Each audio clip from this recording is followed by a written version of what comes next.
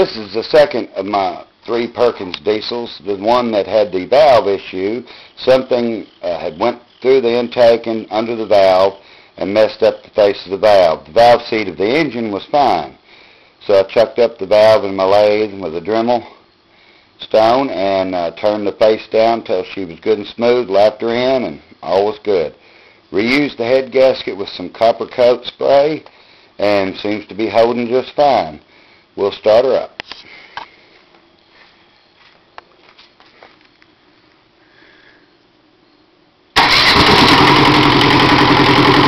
You can hear the alternator kick in when I connect this wire.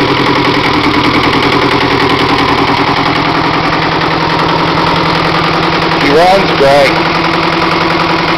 40, it's full temperature already. Holding about 48 to 50 pounds. When I give it the throttle, it goes up to 60.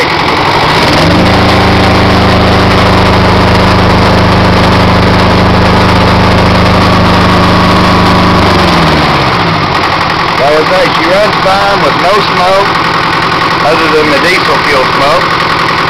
I find no issues at all. It's running all the temperature, running pretty warm up here, but cool out the bottom.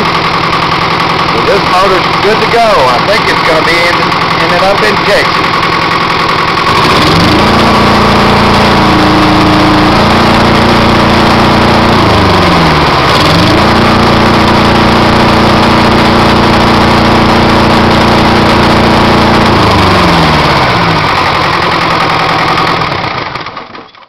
I've ran it about an hour, well no, about 2 hours now, and no issues at all. Yes, I believe this one's going to be Texas bound before you know it.